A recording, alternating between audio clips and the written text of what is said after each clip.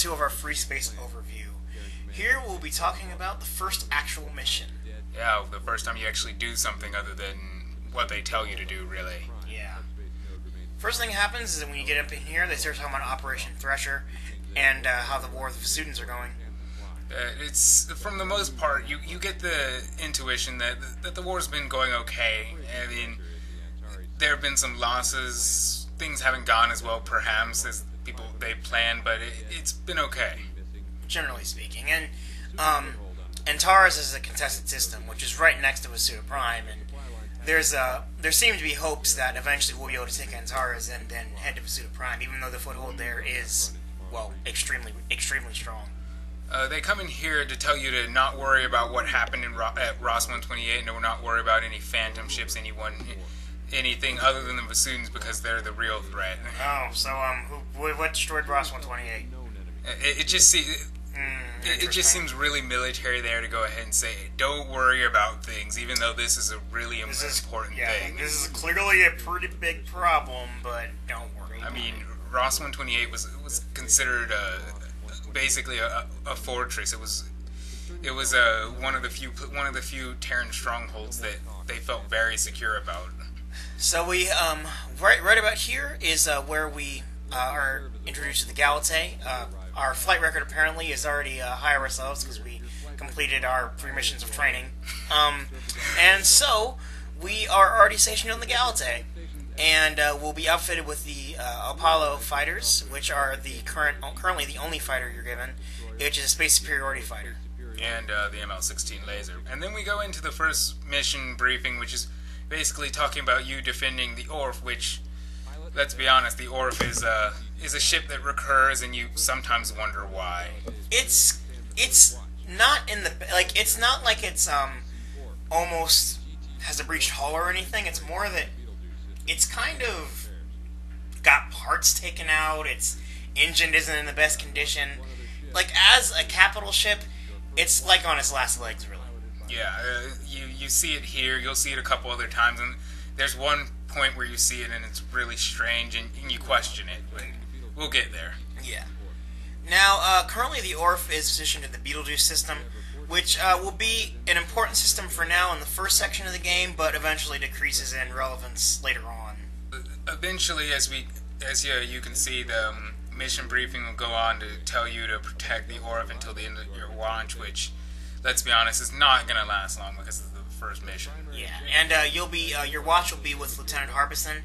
Apparently, he's a top-notch pilot, but which I guess is probably true because he's the only pilot that I think they bothered to give a name in this game. Yeah, pretty much. Yeah. Let's see. You can go to your ship loadout and your weapon loadout, but of course there's not much here because it's the beginning of the game. Yeah, like they don't give you much tech when you've just started out. And here you'll take notice of the how the Freespace Open has changed some textures, how it's added more detailed backgrounds. This looks much more Freespace 2-esque than it does Freespace 1, actually. Yeah. Freespace 1 wasn't a bad-looking game in its day. In fact, it was one of the things that people really liked about it was the graphics in the day. But remember, this came out in the 90s, in the late 90s, about 98, I believe? I believe so, yes. Like March of 98? Yeah. So it was heralded for that back in the day, and Freespace 2 was as well when it came out in 99, and this takes it a step further than both of them, so... Yes. And the thing about it is that there's no actual... I'm not aware of any modeling work they actually did. All of this is just changed textures. Yeah. As you can see, me noob around killing fighters. Yeah, they're all coming in. They already all have low hull integrity, which seems strange at first, but that actually explains when we get to the debriefing. Yeah, you see BioWare, this is how you write a story. Wait, I went off topic. Right now, the attack's very unorganized. It's really not much more to speak about on this mission. Just destroy fighters as they come in, and eventually you're relieved by Delta Wing, and it's time to go. Yeah, that's pretty much it. And now you get to the debriefing, which tells you about all the fine things that you've done and how great you were.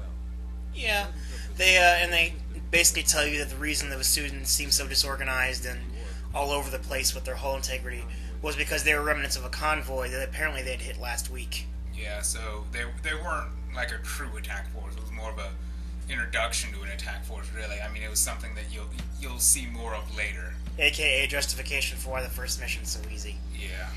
Move on to the next mission, which is one of the more unique missions in the game, which you'll see when you get there. But it talks about recent attacks by the bassoons in the Beetlejuice system. And they actually, what they say here is that the attacks have been on convoys en route to the Beetlejuice Antares jump node, which is kind of weird because that node doesn't exist. Yeah, there's an official node map, and it establishes where everything is, and that point isn't on there. Yeah, the point where Antares meets Beetlejuice, there's a jump to Beta Cygni in between there. Yeah. Which, I mean, I guess you could argue that, like, well, maybe they just meant they were en route to Antares and they just didn't bring up Beta Cygni. Well, yeah, fair enough, but but they specifically mentioned that there's an Antares Beetlejuice jump node, which isn't there. It just seems to be an accident, really, a typo or something. It's a minor thing. It's not too big a deal, really. And back to weapon loadout, and then commit to the mission, which the whole mission is to destroy all the hostiles with the horrible asteroid texture in the background. Okay. I don't want to diss anybody because I was talking earlier about how good this game looked now, but like you can see the black where like they didn't completely unedge the asteroids. It looks like a map painting. You see that planet? That looks like a planet. The stars, I was like, oh, okay, there it is, the stars. The nebula, that looks like a nice mishmash of colors that truly represents what you'd think a nebula would be. That right there, those asteroids. Yeah, the ones just in the plain background. But as you can see, the way the mission works is that your sensors cannot completely detect the bassoons, so basically you have to kind of hunt for them. You know their general idea, and if you look closely enough, you can kind of see where they're hiding. Now, but you can't quite see them. Now, something notable is that later on in the game, as technology progresses, our sensors actually get better. And I don't want to assume this, but it actually is possible that if this was later on in the game, that we would have actually been able to detect them right off the bat. Yeah, it's extremely implied later in the game, and in Freespace 2, you never have any other mission like this. So I think that is the implication that they were going with by the end of the game. Well, there are other ships in 2 where they're like hidden, but generally speaking, it's not just these fighters that are just flying around hidden by an asteroid field, or there's something. There's normally more of an explanation. Yeah, and also, as was detailed in the mission briefing, there's a possibility of a student Ace, which we'll see him in a little bit. Punk, and he's infuriating, especially if you have the difficulty high enough. He's not too bad on easy. Now, something notable about the Ace is that he's actually flying a Seth fighter. You know, I'm assuming the Ace is male. I'm so sexist. Anyway, so yeah, the Ace is flying a Seth class fighter, while all the others are fighting in Anubis fighters. Which, notably, this is the first time in the game you encounter someone that isn't an Anubis for the Vasugan fighters. Yeah, and I like to point out that Seth is very similar in a lot of ways. They kind of have the same functionality. It's not like it's some sort of interceptor light armor. It actually is pretty well armored, but it's quicker. It's a bit more nimble. I like the maneuverability on it. And it's a lot more frustrating to fly, to fight against and actually fly if you really think about it. But that's a whole nother thing. And here's the Ace right here. You can see him coming in and immediately launching missiles on you. It's like, that guy just goes right. Like, he doesn't mess around. He's just like, I'm firing at you. You're dead. But nope, you're outnumbered, buddy. It's not happening. Yeah. Basically, what we do here, what you and your squad, is just outnumber them and pretty much take them down based on that. It's the easiest way to do it, really. And since this is not on the highest difficulty, because I thought for this, I don't think I should bother putting it on the highest difficulty. Yeah, just so we could get all this recorded, basically. Yeah. Bonus objective completed is something that I'd like to point out, because there are bonus objectives, and while in this mission they tell you about it, in a lot of the missions they do not explicitly tell you what the bonus objective is or that it exists in the first place. It's a lot of it's you kind of have to just use your intuition on what you should be doing, like scanning cargo or disabling something, or just being able to get everybody out of there. Yeah, some of it's just that, or just being able to destroy something within a certain time period. Yeah, before it leaves or whatever. Yeah. And once you destroy all the fighters, you're able to leave, and we jump out and head back to base. Okay, then we move on to advanced training. How about no? Yeah, I skipped this. Yeah. Simply because it's not necessary. But the next true mission is you're taking on some of the students in a cargo depot. And the cargo depot, notably, is located in the Antares system. Which, once again, it's kind of weird you were in Beetlejuice and now you're kind of in Antares when there's a Beta Cygni in between. But yeah, you kind of just jump there. This isn't so much, what I'm saying right now isn't so much a note inconsistency as much as it's just kind of something I find interesting. Yeah, this cargo depot is suspected of having something unique because the activity is pretty high and it's unusual. Yeah. So this is a mission where you're going in, and one thing that is interesting to point out, this is the first mission where you actually get reinforcements for one, and you also fly with another wing other than just Alpha. So you kind of get a little bit of the sense of the scale that's going to be seen later in the game. Yeah, yeah. And it's said that once we manage to take this cargo depot, that it's actually going to severely cripple the Vasudin's mobility within the Antares system, which is good for us because then it makes it easier to move into Vasuda Prime. Yeah. Because, you know, bombing homeworlds, great. Yeah, the whole latter, this is, at this point, you're kind of in the latter half of the war since you're outside of Vasuda, so it's kind of implied that the war could end. Yeah. And look at that, it's the Orph again. Oh yeah, and you see the Orph again. Yeah, so the Orph's going to come in and relieve you. Now, they don't directly say it, but obviously it's undergone some kind of repair and rearming in between the missions that you've seen him.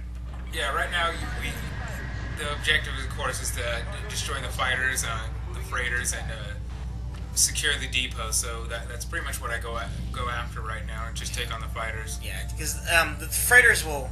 The thing about it is that if you try to go after the freighters now, the fighters will probably swarm on you, and it's going to become more irritating than it needs to be. So just take out the fighters as quickly as possible, then go after the freighters. And I mean really go after the freighters, like hammer those things. Because seriously, them leaving just becomes more of a headache. Yeah, it's an issue, and you do, while it won't fail you, it won't give you a fail on the mission. It makes it much more difficult to be looked at as a good pilot, as in getting ranked up in medals and such. Something I also want to bring up in this game, at this point in the game, freighter explosions are actually a pretty big deal. Yeah. This is actually, I think this for both of us actually. This is the first time, like the first time we played this game. This was actually the first time we actually died. Was because of a freighter explosion. Yeah, and it's something that you wouldn't recognize at first because they don't exactly tell you until it's actually near its destruction. Yeah, they don't tell you until the mission until it's destroyed. So you kind of have to figure it out on your own. Yeah. So if you were just kind of like getting real close to it, just like unloading, you might die. Yeah. But you see, trying to destroy them before they take any cargo. And well, I noticed one of the cargo containers was destroyed there. Yeah. They told you not to destroy the cargo, pilot. I didn't destroy it.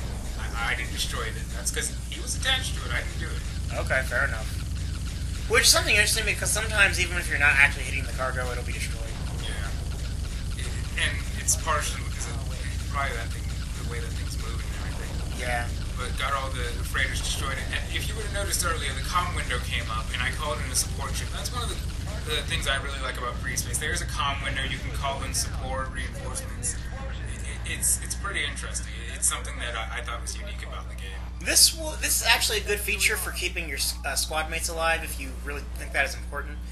It's funny because I saw that, or probably the only negative review of Freespace I've ever seen talked about how his squad mates died every mission, and I'm like, you obviously suck at the game. Yeah, I've actually never had a problem keeping my squad mates alive until certain missions where to keep them alive you have to kind of ignore the objective, and I don't do that. Yeah, that's kind of the thing. It's like there are some missions where I admit they're kind of destined to die, but at the same time it's like if you're having that problem on a consistent basis, I don't know what you're doing. You must be taking too long to finish this mission.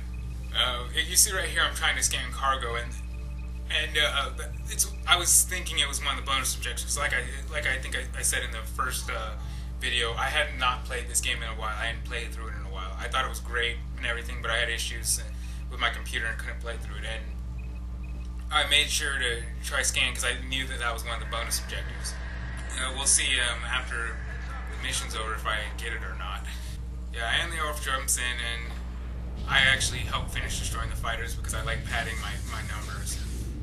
Oh yeah, fair enough. Plus, it helps you rank up faster. Yeah, if you become an ace, double ace, etc.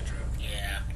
Yeah, because despite what you may think, just because you're a student doesn't mean you can't be an ace. Yeah. Just because you're not a student ace. Well, yeah. Thanks for correcting my sentence, buddy. Oh, okay. Who's the doctor here? Yeah, well, whatever. Doctor or nothing. Anyway. Disrespecting my degree. And once you jump out, we get to the debriefing.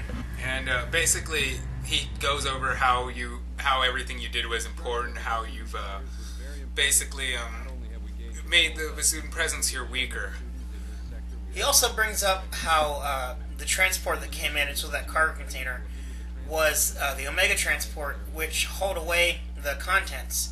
And at this point, it's suspected to be part of a renegade Terran group. It's not entirely known what their intention is, though. Yeah. It also points out when I click on the recommendations part that I should have watched Omega closer, which I was trying to, as I said before. I was scanning some of the cargo, but I didn't scan the cargo it took before it took it. So. And I'll say this much, it's very unlikely you're going to do that in your first playthrough. Yeah, probably. Like, unless you know what's going to happen. Because the thing is, if you're playing the game, the Omega Transport comes in, it's marked as friendly, it has a friendly IFF. Plus, you're kind of focused on the Vasudin fighters that are around you at the time. Like, scanning the cargo really isn't a thought you have. Like, you may notice that you can scan them, but there's really not much of a reason to. Yeah, they don't give a reason. Yeah, plus you may notice that he did actually scan it, but because it had already locked on and they took the cargo, like, it was shielded and it didn't say anything was in it. Yeah, it said it was nothing since they'd already taken it. Yeah. Well, and with that, we'll end this video, and we'll see you in the next part when we actually deal with Omega. Yeah, and we get to important things. Yay!